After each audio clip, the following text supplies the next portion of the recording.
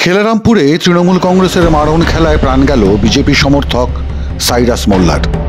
দীর্ঘ 1 মাস মৃত্যুর সঙ্গে লড়াইয়ের পর শেষ নিঃশ্বাস ত্যাগ করলেন বছর 25-এর এই যুবক।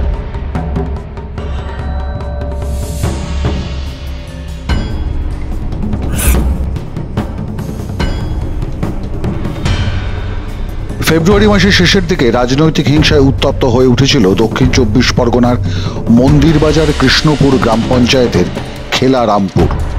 চলেছিল গুলি, আর সেগুলিতেই গুরুতর আহত হয়েছিলেন বছর 25-এর বিজেপি সমর্থক সাইরাস মোল্লা। পরিবারের অভিযোগের তীর ছিল শাসক দলের দিকে। পুলিশ কয়েকজনকে গ্রেফতারও করে, কিন্তু পুলিশ বারবার এই গুলি চালানোর ঘটনাকে পারিবারিক শত্রুতা ও ব্যক্তিগত আক্রোশ বলে চালাতে চাইছিল। সেদিনও পাশে দাঁড়িয়েছিলেন বিজেপি নেত্রী অগ্নিমিত্রা পল, কৃষ্ণপুর গ্রাম পঞ্চায়েতের বিজেপি প্রধান সহ স্থানীয় বিজেপি নেতারা। তাদের উদ্যোগেই ডায়মন্ড হারবার হাসপাতাল থেকে তাকে সরিয়ে নিয়ে আসা হয় কলকাতার হাসপাতালে ভালো চিকিৎসার জন্য। সেখানেই রবিবার মৃত্যু হলো তাঁর। গত কয়েকদিন আগেই দুষ্কৃতীদের হাতে গুলিবিদ্ধ হয়ে হসপিটালে ভর্তি ছিল, শেষ পর্যন্ত আর শেষ নিঃশ্বাস ত্যাগ হলো। এ বিষয়ে কি বলবেন? দেখুন, এই সন্ত্রাস এখানে শুরু হয়েছে কৃষ্ণপুর অঞ্চলে গত পঞ্চায়েত নির্বাচনের পর থেকে। এর প্রধান কারণ, এখানে তৃণমূল পরাস্ত হয়েছে বিপুলভাবে। কৃষ্ণপুর পঞ্চায়েত বিজেপি দখল করেছে এবং তার সাথে সাথে সংখ্যালঘু অধ্যুষিত আমাদের খেলারামপুরের বেশ কয়েকটি নির্দল, বিজেপি সমর্থিত নির্দল মেম্বার আমাদের সঙ্গে আছে। তো তৃণমূলের যে নীতি, অর্থাৎ যেভাবে হোক মানুষ খুন করে হলেও ক্ষমতায় থাকা, সেই ক্ষমতা টিকে থাকার জন্য এরা খুন খারাপির রাজনীতি করছে, এটা তারই ফলশ্রুতি। সাইরাসের মৃত্যুর সংবাদ আসার পরেই সাইরাসের বাড়িতে যান মথুরাপুরের বিজেপি প্রার্থী অশোক পুরকায়েত। পরিবারের লোকজনের সঙ্গে কথাও বলেন তিনি।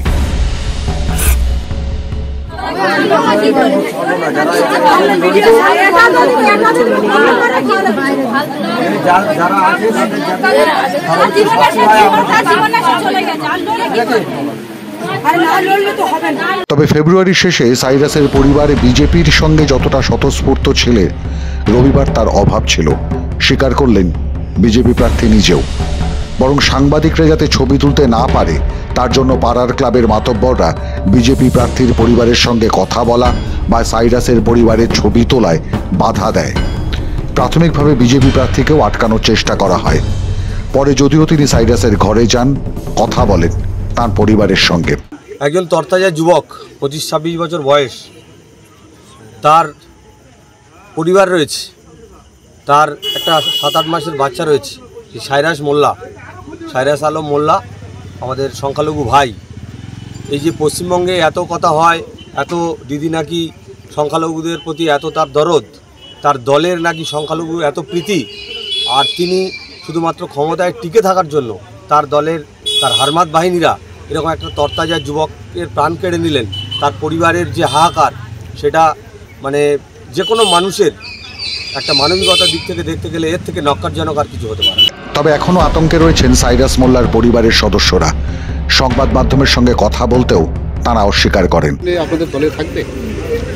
এরা আগামী দিনে থাকবে কিনা তার থেকেও বড় কথা, এরা তৃণমূলকে প্রত্যাখ্যান করেছে। শুধু এই পরিবার নয়, এই গ্রাম, এই আশেপাশের সমস্ত মাইনরিটি ভাই বোনেরা তারা একটাই কথা বলছে যে এই তৃণমূলের মতো দুষ্কৃতী আশ্রিত দল, তার বিদায় দরকার। তাই সংখ্যালঘু ভাইয়েরা দলে দলে সমস্ত বিধানসভা থেকে তারা কিন্তু আমাদের সমর্থন জানাচ্ছেন এবং এই তৃণমূল সরকারকে উৎখাত করতে চাইছে। একটা গ্রাম পঞ্চায়েতের ক্ষমতা দখল করতে নির্বাচনের এতদিন পরেও যদি সক্রিয় থাকে এলাকায় তৃণমূল কংগ্রেসের গুন্ডা বাহিনী, যদি কেড়ে নিতে পারে একটা গোটা প্রাণ, তাহলে একটা লোকসভা সিট মথুরাপুর দখল করতে কি করতে পারে? এখন থেকেই মথুরাপুর জুড়ে সংখ্যালঘু এলাকায় কেমন তাণ্ডব চালাচ্ছে তৃণমূল কংগ্রেস তা বলাই বাহুল্য। মাধ্যম ব্যুরো রিপোর্ট।